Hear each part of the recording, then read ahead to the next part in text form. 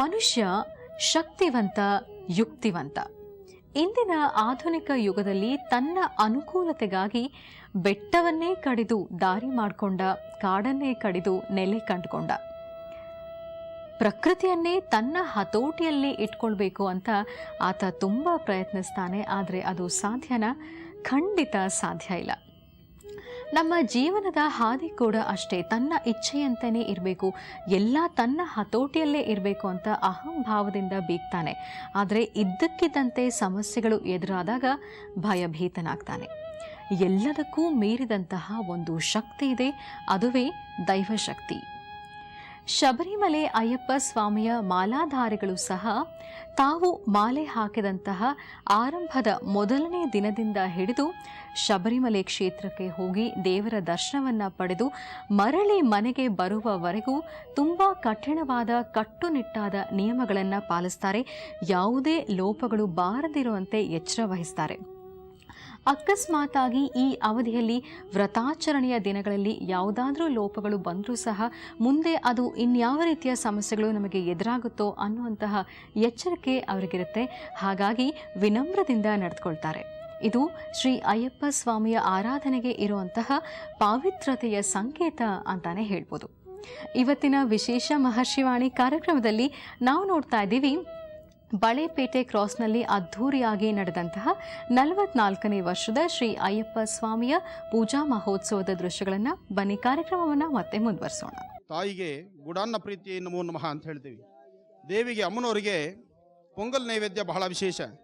ಹಾಗೆ ಶಿವನಿಗೆ ತ್ರಂಬಕಂ ಯಜಾಮಹೇ ಸುಗಂಧಿಂ ಪುಷ್ಟಿವರ್ಧನಂ ಪೂರ್ವಾರಕವಂದನಾ ಮೃತ್ಯೋನ್ವಕ್ಷೇಮಾಮೃತಾತ್. ತ್ರಯಂಬಕೇಶ್ವರನಿಗೆ ಆತನಿಗೆ ಬೆಲ್ಲ ವಿಶೇಷ.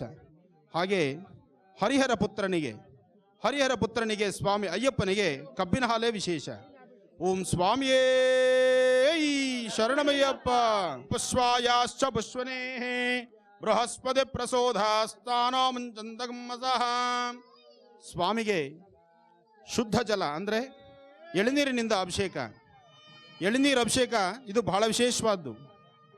ಎಲ್ಲವೂ ಎಲ್ಲರನ್ನೂ ಸೃಷ್ಟಿ ಮಾಡಬಹುದು. ಮನುಷ್ಯ ಮಾನವನ ಸೃಷ್ಟಿ ಎಲ್ಲವೂ ಇದೆ, ಆದರೆ ಭಗವಂತನ ಸೃಷ್ಟಿಗೆ ಕೊನೆಯೂ ಇಲ್ಲ. ಆ ಸೃಷ್ಟಿ ಯಾವತ್ತೂ ನಶಿಸೋದೂ ಇಲ್ಲ. ಅಂಥ ಒಂದು ವಿಶೇಷವಾಗಿರ್ತಕ್ಕಂಥ ಸೃಷ್ಟಿಯೇ ಈ ಎಳನೀರು. ಎಂಥ ಒಬ್ಬ ವ್ಯಕ್ತಿ ಭಾಳಷ್ಟು ಜೀವದಲ್ಲಿ ಆರೋಗ್ಯ ಸರಿಯಿಲ್ಲ, ಸುಸ್ತಾಗಿದ್ದಾನೆ ಅಂದರೂ ಆ ಜೀವಶಕ್ತಿಗೆ ಮತ್ತಷ್ಟು ಶಕ್ತಿಯನ್ನು ವೃದ್ಧಿಸ್ತಕ್ಕಂತಹದ್ದು ಎಳನೀರಿನ ಕೆಲಸ.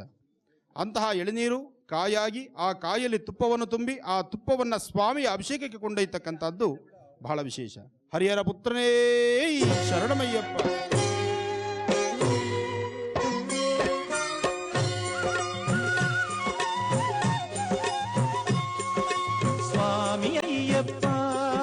ಸ್ವಾಮಿ ಅಯ್ಯಪ್ಪ ನೀನೇ ಗತಿಯಪ್ಪ, ನನಗೆ ನೀನೇ ಗತಿಯಪ್ಪ. ಸ್ವಾಮಿ ಅಯ್ಯಪ್ಪ ನೀನೇ ಗತಿಯಪ್ಪ, ನನಗೆ ನೀನೇ ಗತಿಯಪ್ಪ.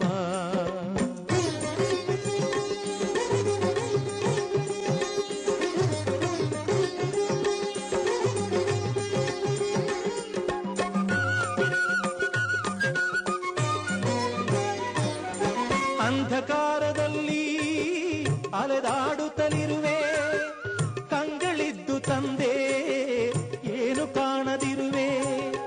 ಅಂಧಕಾರದಲ್ಲಿ ಅಲೆದಾಡುತ್ತಲಿರುವೆ, ಕಂಗಳಿದ್ದು ತಂದೆ ಏನು ಕಾಣದಿರುವೆ.